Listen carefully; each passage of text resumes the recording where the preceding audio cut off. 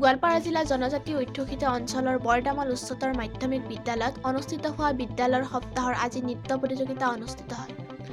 উক্ত নৃত্য প্ৰতিযোগিতাত ছাত্ৰ-ছাত্ৰীসকলে বিহুগীত, ৰাভা গীত, ৰাভা লোকনৃত্য, গাৰুৰ গীত, পাহাৰীয়া নৃত্য প্ৰতিযোগিতাত অংশগ্ৰহণ কৰি বিভিন্ন লোকসংস্কৃতিক নৃত্য প্ৰতিযোগিতা প্ৰদৰ্শন কৰে। বিগত 7 দিন বিভিন্ন খেল-ধেমালিৰ প্ৰতিযোগিতাৰ অন্তত আজি প্ৰদৰ্শন কৰা নৃত্য গীতত শিক্ষক-শিক্ষয়িত্ৰীৰ লগতে ছাত্ৰ-ছাত্ৰীসকলে আনন্দ উপভোগ কৰে। অহা শনিবাৰে সাংস্কৃতিক অনুষ্ঠানত এই প্ৰতিযোগিতাসমূহ চূড়ান্ত নৃত্য প্ৰদৰ্শন কৰা হ'ব।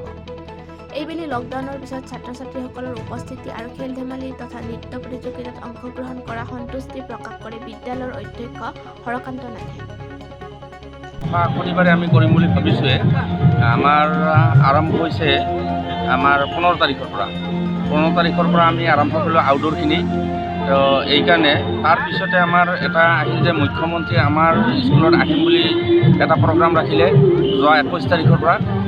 লগে লগে আমি আমাৰ বিদ্যালয় সপ্তাহটো পিছুৱাই দিলোঁ। দিয়াৰ পিছত 21 তাৰিখে আমাৰ সন্ধিয়া 5:30 বজাত মেছেজ দিলে আমাৰ স্পৰ্টছ অফিচৰ পৰা যে মুখ্যমন্ত্ৰী আমাৰ পষ্টপন কৰিছে কিন্তু কেঞ্চেল কৰা নাই, গতিকে হয়তো অহা সপ্তাহ বা জানুৱাৰীৰ ফাৰ্ষ্ট উইকত আহিম বুলি কথা দিলে। যিহেতু আমি গোটেইখিনি ৰং চং দি পেলাই গোটেই ফিল্ডৰ আমাৰ মাৰ্ক কৰি PIৰ দ্বাৰাই আমাৰ ভাস্কৰ দাসে গোটেইখিনি কাম কৰিলে, আমাৰ অলপ মনত বেয়াও লাগিল। ৰাইজ সম্পূৰ্ণ আমাৰ জড়িত আছিলে। ৰাইজ তেতিয়া অলপমান দুখ পোৱাৰ পিছত আমি 22 তাৰিখৰ পৰা খেল আৰম্ভ কৰি দিলোঁ আউটডোৰখিনি আমাৰ তীব্ৰ গতিত চলি থাকিলে। আমি 8টা বজাৰ পৰা 3:30 বজালৈ খেল চলালোঁ। লগে লগে আমাৰ 3 দিন যোৱাৰ পিছত এবাৰ ইনডোৰখিনি আৰম্ভ হ'ল। আমাৰ ইনডোৰৰ খেল চলি আছে। লগে লগে আমাৰ সাহিত্য, কবিতা, এক্সাম্পল স্পীচ, ডিবেট ইত্যাদি আৰম্ভ কৰি আমাৰ ডেন্স কম্পিটিশ্যন সাংস্কৃতিক সন্ধিয়ালৈকে আমাৰ আৰম্ভ হ'ল। তাৰপিছত আমাৰ ল'ৰা ছোৱালী এইবাৰ ইমানেই পাৰ্টিচিপেট কৰিলে যে আমি টাইম বৰাবৰ বাধ্য হ'লোঁ। প্ৰতিদিন আমাৰ ডেন্স কম্পিটিশ্যন প্ৰতি ক্লাছ ৱাইজ 3টা-4টাকৈ হৈ আছে। গতিকে আজিও আমাৰ চলি আছে, আপোনালোকে দেখিছে।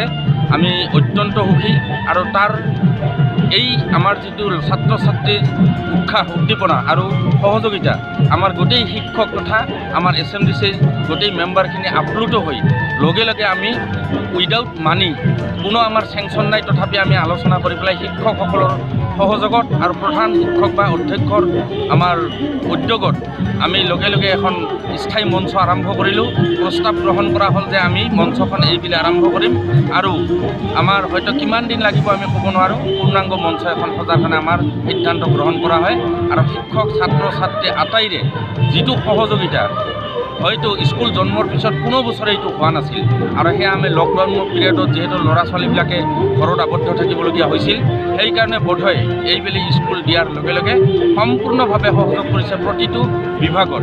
সেয়ে আমি যথেষ্ট শান্তি লাভ কৰিছোঁ, যথেষ্ট ভাল পাইছোঁ আৰু অদূৰ ভৱিষ্যতে ইয়াতকৈ আৰু আগবাঢ়ি যাম বুলি আশা কৰিছোঁ। আৰু মই যদি এইখন বিদ্যালয়ত থাকোঁ তেতিয়াহ'লে ইয়াতকৈ আৰু হয়তো উন্নতমানৰ প্ৰদৰ্শন ৰাইজক কৰিম বুলি বা উৎসাহ দিম বুলি মোৰ মনত আশা পুহি ৰাখিছোঁ।